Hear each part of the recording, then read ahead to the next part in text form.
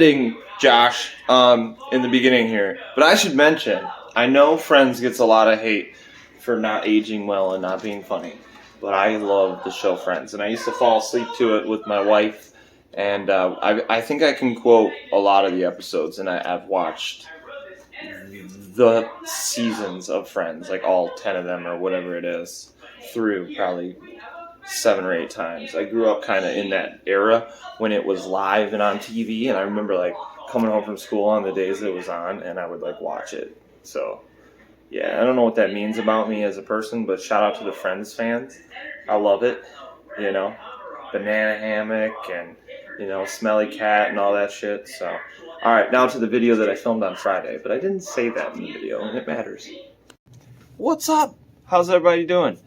This is Josh, and this is Working Man Reads, and you are here to watch a tag video today, if you would like. If you don't, then that's okay too. But it's going to be the Friends tag, which you already know that because you clicked on the description. Wow. Friday, guys. Friday. I spent all day in the snow, and my brain's fried. I hope everybody had a great week, though, and you've been reading. Let me know what you're reading down below, and if you've read any of these books that I'm going to pick for the prompts for Friends tag. I was tagged by John over at Books of Blood, my boy, and yeah, he just got a fresh cut, so definitely go check out his channel. He's looking fresh and clean, and yeah, he's just been tearing it up, making a lot of videos. I think he posts a video like every day, so shout out to him. I need to get back into the grind and do 3 or 4 a week, or yeah. Hey, you know, I'm just appreciative of all my subscribers that I've gotten recently because of that tag video that I did, my original tag, and that was I was not expecting people to really do it. So thank you guys so much. Those of you that did it, that was super cool. I loved seeing people's answers. That was super cool. I didn't expect it to do as well as it did. So thank you guys so much. Again, let's get into the tag. So there is 2 Friends tags out there. So this one uses the spelling of Friends and has questions based on it. So F is for friendship. Name a book with a strong friendship in it. This light is very bright. I'm blinded. Blinded by the light. Wrapped up like a deuce. Is that it? Is it deuce? I never really knew. When I was a little kid, I called it something else. But I'm going to go with The Lord of the Rings. This is a little, not very well-known tale about a fellowship of people in the beginning. And they decide, hey, we're going to get rid of this one ring of power. And we're going to have to go on a quest, an adventure. You know, sounds like most stories, but most stories are basically based off of this. And the success of The Lord of the Rings by J.R.R. Tolkien. Most people have seen the films. If you're not into fantasy and you don't want to read the book, then I would highly, if you haven't seen the Lord of the Rings trilogy movies, let me know how that rock is. R, Real Life, a non-fiction book that you want to read. I have quite a bit. And the ones that aren't religious or political are these 2. So that's why I picked these 2. Whatever Fights Monsters. Whoever Fights Monsters. Wow. And that's by Robert K. Ressler and Tom Shedman. Yeah, so face to face with one of America's most terrifying killers, FBI veteran and ex-Army CID Colonel Robert K. Ressler learned how to identify the unknown monsters who walk among us. Yeah, so I believe it's like basically their story of these guys who formed a team to try to find murderers, like mass murderers. And I've heard great things. My buddy Sion purchased it for me and sent it to me a while back. And this will be probably the first nonfiction book that I read. Yeah, so I was kind of waiting for like springtime. I'm in the mood in the springtime. So, and also, I did listen to the Joe Rogan podcast where he had this next gentleman on, and I totally got suckered into buying his book because I just, you know, I do like him as an actor. So, all right. We're gonna go into Matthew McConaughey, and he's got his book Green Lights. Now, it's a beautiful. I like the hardcover, and It says, like, keep on living. It's got Matthew McConaughey's signature on it. I mean, he's a pretty cool guy. Like, and I guess that this is very interesting because he writes it kind of like a self-help book, but also like a memoir or whatever. So, like, he's got little, like, notes in there. So, I'm actually kind of really interested to read it.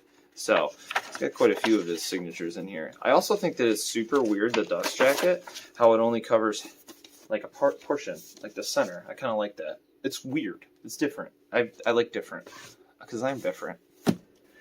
Oh, that was, yeah, real life. R for real life. I, indie author. Now, if you're not familiar with my channel, I do a lot of indie and small press on this channel. So I honestly didn't pick anything out right now because I'm going to be filming after this video part 1 of my bookshelf tours. And it might take 3 parts, it might take 2, but definitely keep an eye out for that because I will be going through my indie and small press horror, which is actually on that second shelf down. And it's quite a bit. So I wouldn't want to single one person out and show their book in this, and I'll just go through them all in the next video. So that's indie author. Endings, a book where the ending made you scream. Now, I don't know if that means like angry, like I was angry about the ending, or like if it genuinely scared me. So I just picked the scariest Stephen King novel, in my opinion, and I picked Pet Sematary. Thank you to Nick for sending me this beautiful hardcover copy that I never had. It's a Doubleday hardcover, and it's my favorite Stephen King novel, and Nick was nice enough to send it to me because I had the ugliest paperback known to mankind.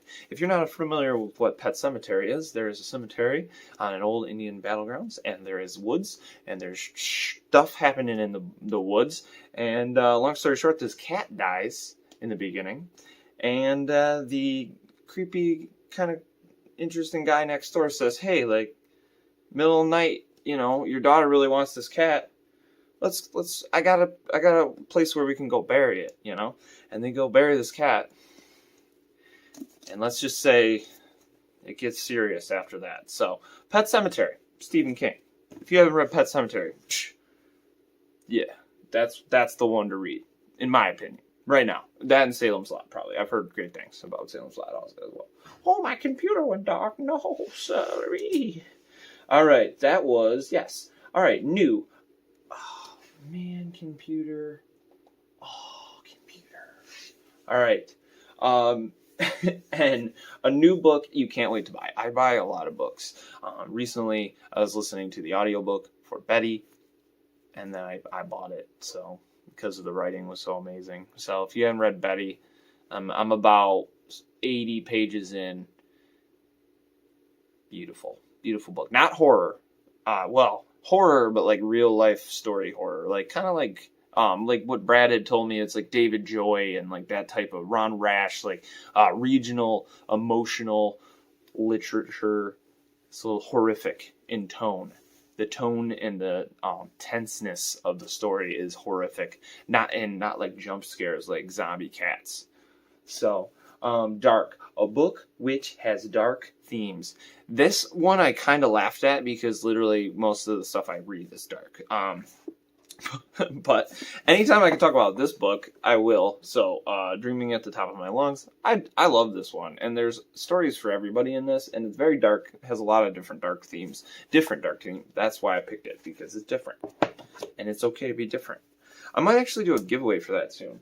I have a giveaway pile that I'm creating, because I was going through my books, so I'll do that. Also, my buddy Sion sent me this, The Monk, by Matthew Lewis.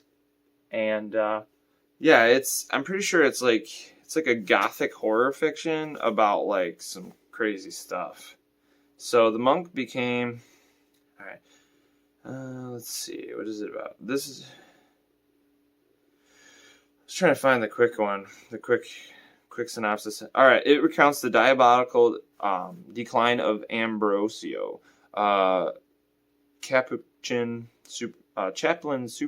superior, who succumbs to temptations offered by a young girl who has entered his monastery disguised as a boy, and continues his descent with increasingly depraved acts of sorcery, murder, incest, and torture, combined sensationalism with acute social insight.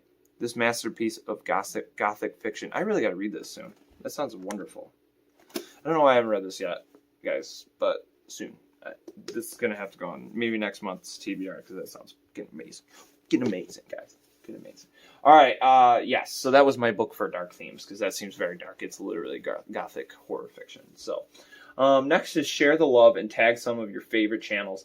I've been tagging people a lot lately. I created my own tag, so I'm not going to tag anybody in this one. But if you are watching this long and you want to do it, please consider yourself tagged. I like when people say that. That's a cool way to do it. So this has been Working Man Reads. This has kind of been a long tag.